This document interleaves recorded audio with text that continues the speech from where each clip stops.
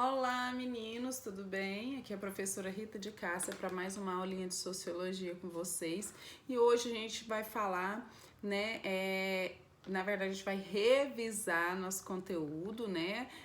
Então estamos aqui para mais essa aulinha, uma aula de revisão, para a gente fechar o nosso ano com chave de ouro, beleza? Então vamos lá. Gente, qual é a relação, né? O que a gente tem relacionado entre a sociologia e o desenvolvimento da indústria no século XIX?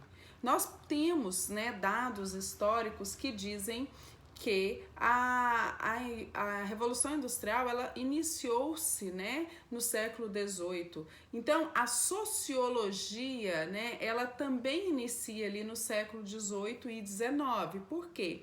Porque o homem, ele sentiu uma necessidade de estudar essas relações de desenvolvimento, né? Porque o homem, ele vive em constante desenvolvimento, ele vive em constante mudança, certo? E aí, alguns estudiosos resolveram estudar essas mudanças, beleza? E a sociologia, ela vai ser motivada, né, pela configuração dessas relações sociais, né? Ou seja, a industrialização, ela vai fazer parte ali da vida, do cotidiano do homem. Então, a relação entre esses dois elementos, ela é intrínseca, né? Ou seja, ela vai fazer parte ali, ó, essencial da característica do homem, da natureza do homem, ok? Já que a sociologia vai se fundar, né, dentro desse contexto, né? A sociologia ela vai se desenvolver dentro desse contexto de desenvolvimento industrial, ok? E Auguste Comte é um dos principais nomes, né, desse processo de geração da sociologia, né? Aí nós vamos ter Marx, nós vamos ter Max Weber, nós vamos ter Simmel e entre outros que vão estudar, né? E todos eles vão refletir, eles vão buscar profundamente, né, quais são essas consequências que se veem, né, através desse desenvolvimento, dessa nova tecnologia, dessa transformação mundial, desse processo causado pela Revolução Industrial, beleza? E prosseguindo aí, a gente pode falar que o estudo da sociologia vai ter como objetivo, né, entender esse processo e esses ciclos sociais, porque a gente vive dentro de ciclos sociais, ok? Então fica claro a gente observar, né, que o crescimento da produção industrial e o aumento desse espaço urbanizado, o aumento das cidades, né, eles vão fazer que os estudos do campo, né, aumentem. Por quê? Porque a gente vai ter que compreender essa mudança, né, da área rural para a área urbana. E isso vai influenciar também na economia, nas relações de trabalho, né? O homem sendo homem, né? A cidade ali, as grandes metrópoles, as cidades menores, né? Os grupos sociais que vão estar habitando ali e o seu desenvolvimento, tá bom? E a gente tem que citar ali que vai haver alguns modos de produção dentro, né, desses processos, né? Vão existir modos de produção que vão estar inseridos dentro desse processo, né? E quando as pessoas estão ali, ó, ao viver, né, ao conviver em sociedade, né, as pessoas vão participar diretamente dessa produção, distribuição, né, desses bens ou serviços. Por quê? Porque vai participar da minha vida. Eu vou fornecer algo, eu vou produzir algo e assim sucessivamente. Você vai fornecer, você vai produzir e a gente vai gerando esse ciclo econômico dentro da sociedade, ok? Então, assim, nós vamos ter um conjunto de indivíduos que vão participar da vida econômica, né, direta ou indiretamente uns dos outros, né? E a gente vai participar tanto da produção quanto da distribuição, no consumo também desses bens e desses serviços.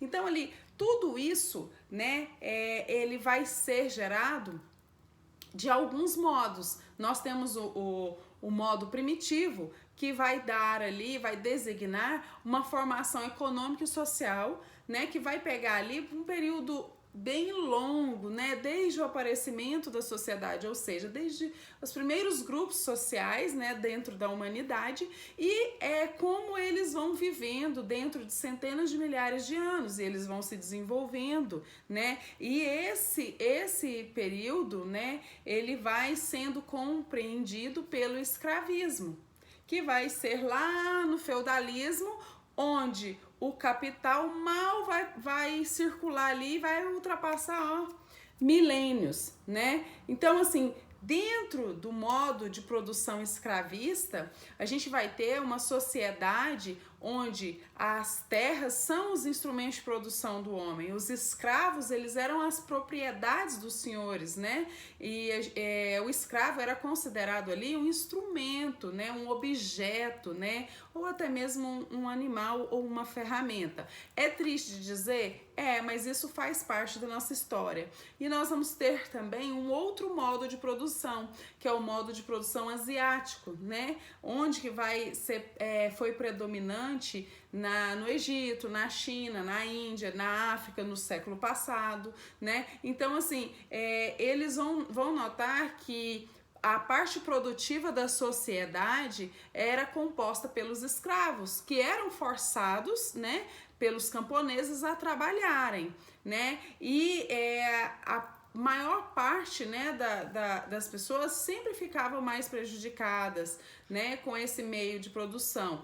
E isso, graças a Deus, caiu por terra, né?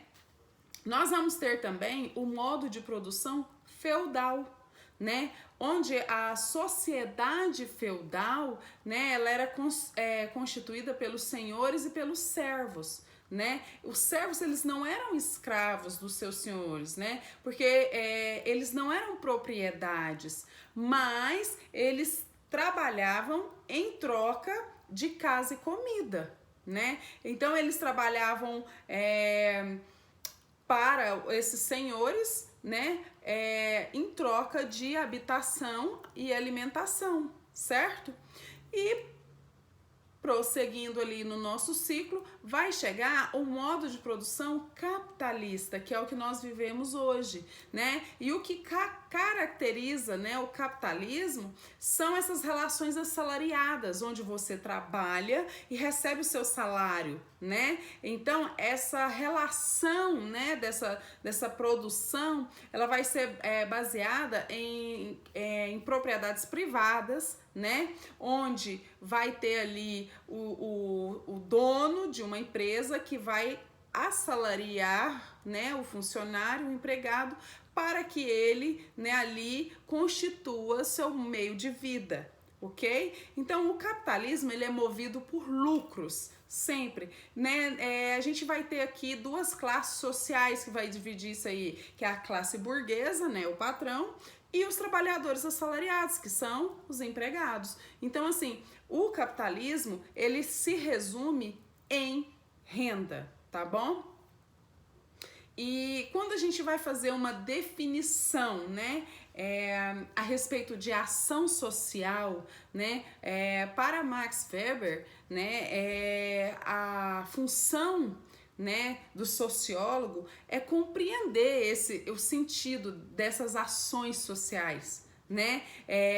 Ele vai ali dizer que existem alguns tipos de ações sociais, né, que vão dar sentido para tudo isso, né? E que a sociologia é uma realidade infinita para a gente estar analisando esses tipos de ideais, né? Nós vamos ter ação social racional, onde é estritamente, né, ali a pessoa vai buscar um melhor, né, meio para poder realizar a sua vida, né? Nós vamos ter a ação social racional com relação a valores, né? O qual o que tem mais valor ali é o ético, o religioso, né? E existem também alguns tipos de relações sociais afetivas, no qual a gente é movido por sentimentos. Existem ações sociais chamadas de tradicionais, que é os costumes e os hábitos que a gente tem dentro do nosso dia a dia, da nossa convivência, né? Tipo a religião, ok?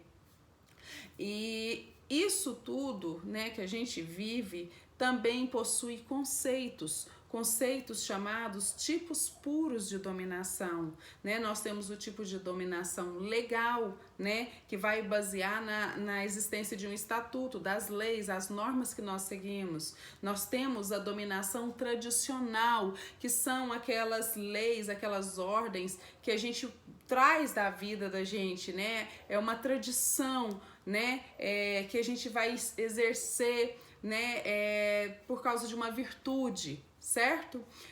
E existe também a carismática, que é aquela que a gente vai ter uma devoção, né, mais ligada ali à religiosidade das pessoas, beleza?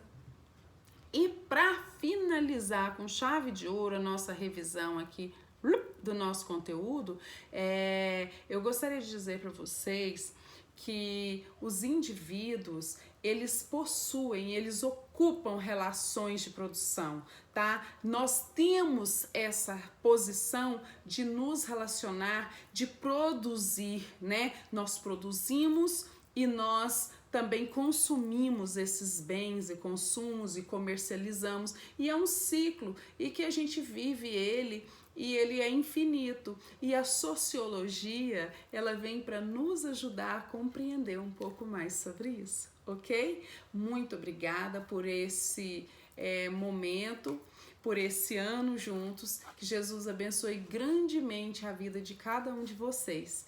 Fica aqui o meu muito obrigada e até o ano que vem, tá bom? Um beijo e Jesus abençoa.